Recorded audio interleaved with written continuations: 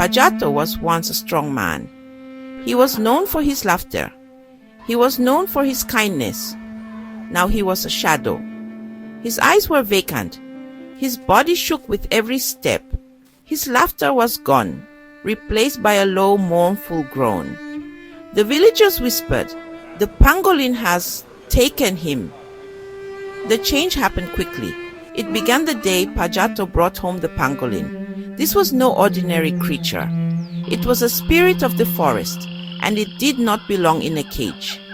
The village elders warned him. "The pangolin is not to be trifled with," they said.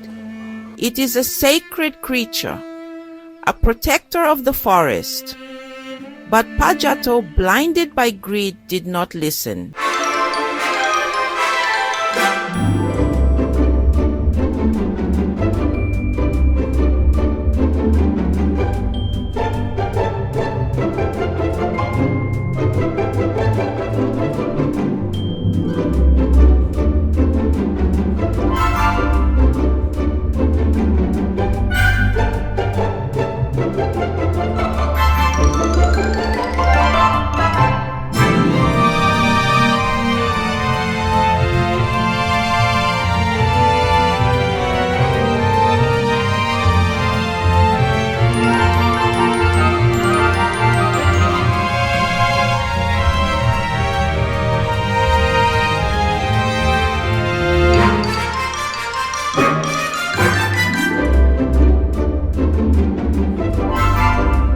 By greed.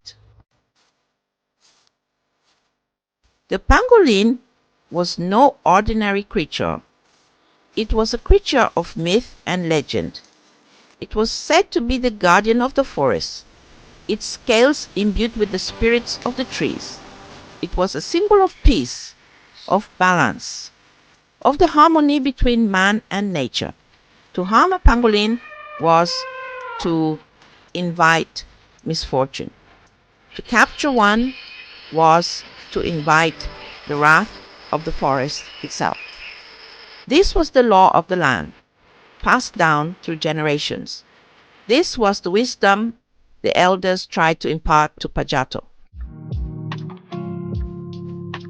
Pajato had gone deep into the forest, further than he had ever dared to venture. He was searching for something special, something valuable. He stumbled upon a clearing, bathed in an ethereal light, and there, curled up beneath a tangle of roots, was the pangolin. Its scales shimmered like polished bronze. Its eyes held a deep, ancient wisdom. Pajato felt a tremor of fear, a primal instinct urging him to turn back. But greed, like a venomous serpent, coiled around his heart. He captured the pangolin, trapping it in a cage made of sturdy branches. He carried his prize back to the village, unaware of the darkness he was bringing with him. News of Pajato's catch spread through the village like wildfire. At first, there was curiosity. People gathered around Pajato's hut, marveling at the strange creature. But the elders, their faces etched with worry, saw not a prize, but a grave mistake. "You have angered the forest spirits," they warned. "Release the pangolin before it's too late." But Pajato, blinded by the prospect of selling the pangolin for a fortune, ignored their pleas. He saw only the potential riches, not the danger he had invited. Aisha, Pajato's daughter, was a kind and gentle soul. She loved the forest and its creatures. She could feel the pangolin's suffering, its fear and confusion. She begged her father to release it. "Father," she pleaded, tears streaming down her face, "this creature does not belong here. You are hurting it. You are hurting us." But Pajato, his heart hardened by greed, refused to listen. He pushed his daughter aside, his mind consumed by thoughts of the wealth, the pangolin would bring. The next morning, a strange illness befell Pajato. His skin turned pale and clammy. His limbs trembled uncontrollably. His once bright eyes were now clouded with fear. The villagers knew what this meant. The forest spirits were angry. They summoned the shaman, a wizened old man who lived as a hermit in the mountains. He arrived, his eyes filled with a deep sadness. He examined Pajato, his gnarled fingers tracing the lines on the hunter's palm. "You have disturbed the balance," he proclaimed. "You have angered the forest spirits." The shaman performed his rituals. He chanted ancient words. He burned herbs that released fragrant smoke into the air. He danced under the watchful eye of the moon. But it was no use. The forest spirits were unforgiving. Pajato's condition worsened. His once strong body wasted away. His laughter was replaced by a constant haunting groan. He was a shell of his former self, a living reminder of the price of greed and disrespect for nature.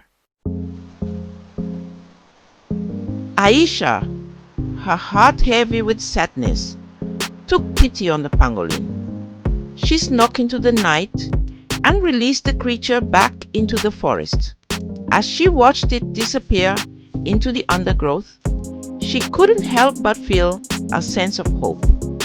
The forest spirits, appeased by Aisha's act of kindness, slowly lifted the curse on Pajato. He never fully recovered, but he learned a valuable lesson. He learned that nature is not to be exploited, but respected.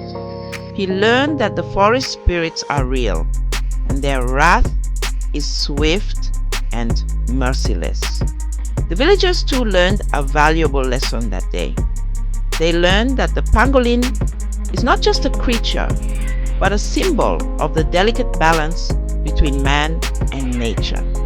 They learned that greed and disrespect for nature have consequences. They learned to listen to the whispers of the wind, the rustling of the leaves, the wisdom of the forest. They learned to respect the pangolin, the spirit of the forest.